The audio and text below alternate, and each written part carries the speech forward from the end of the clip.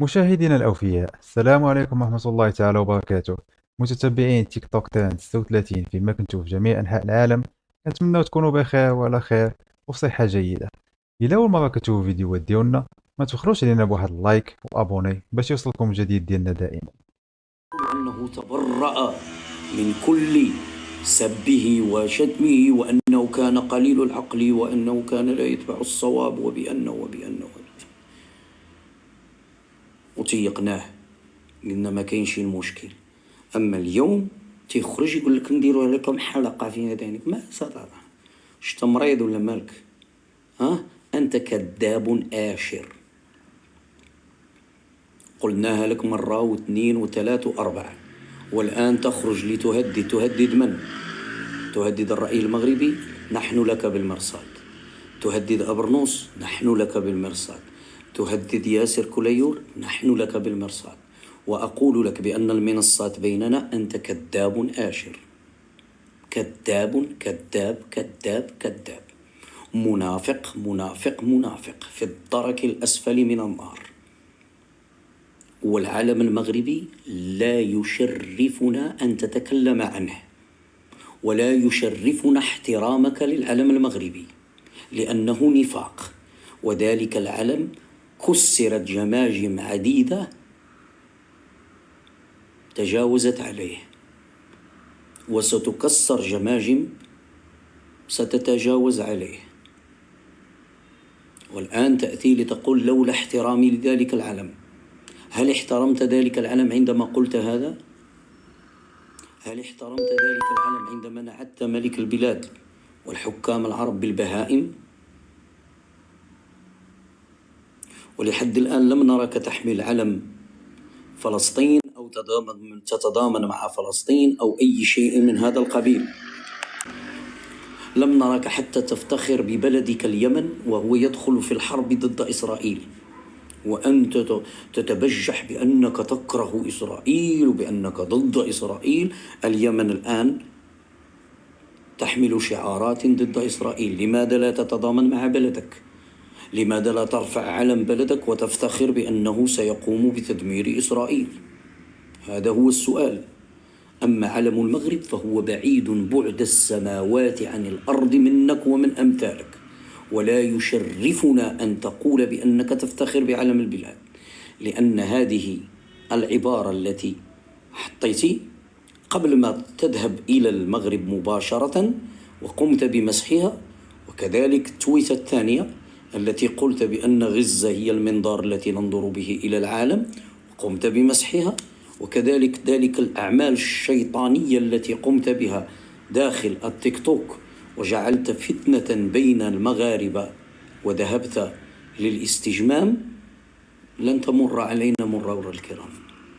إذن أنت كذاب آشر، ومن يضع يده في يدك فهو ضد الوطن،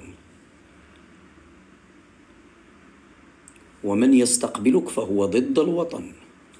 أنا أقولها الآن وأتحمل مسؤولية ما أقول.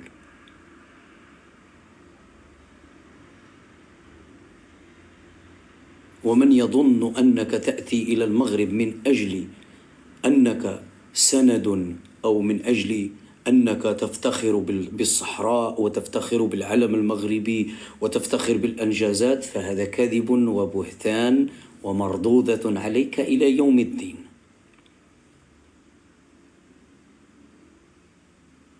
فأنت تاجر من تجار التيك توك، ومن تجار الفيسبوك، ومن تجار اليوتيوب، وقل ما تشاء. تنعتنا بالمسترزقين. نحن مغاربة، والقضية قضيتنا، والبلد بلدنا، والملك ملكنا. مردودة عليك. أما أنت فتجارتك عابرة للقارات، فكنت مع قطر، كنت ضد السعودية، كنت ضد الإمارات، واليوم ضد الجزائر، إذن تجارتك عابرة للقارات، وهذه مهنة تمتهنها وتسترزق منها، ولكن ليس على حساب العلم المغربي الذي عنده قدسية للمغاربة. تقف أمام العلم المغربي وتقول أنك تحترمه، وعندما تذهب إلى التويتر تكتب فلتقتل إسرائيل من أطفال غزة ما تشاء، لن ننتقدها لسبب بسيط، هو أن إسرائيل تعترف بمغربية الصحراء. السؤال اليوم: هل أنت تحتفل في صحراء اعترفت بمغربيتها إسرائيل، بمعنى أنك إسرائيلي الهوى، بمعنى أنك تدعم إسرائيل التي تعترف بمغربية الصحراء، أم لك شرح آخر، أم أنك ضد نفسك؟ هذا هو السؤال. أنت في صحراء حسب ما تقوله أن إسرائيل تعترف بها على حساب الفلسطينيين. إذن لماذا تمرح وتفرح في هذه الصحراء الذي كسب فيها الاعتراف على حساب أطفال غزة؟ هل تتلذذ بموت أطفال غزة؟ هل لا يهمك دماء غزة؟ أم هل أنت صهيوني تتلذذ بموت المسلمين وتتمعش من نزاعهم بعضا بعضا، وتساهم في خلق تلك الفتنة وتأجيجها؟ لأننا لم نراك تدافع عن غزة، ولم نراك تتألم من أجل غزة، ولم نراك في لايف يعني تنشر لنا أخبار غزة، ولم نراك تتعمق في ما يتعرض له سكان غزة، بل نراك اليوم في حفلات تتفاخر يمينا وشمالا.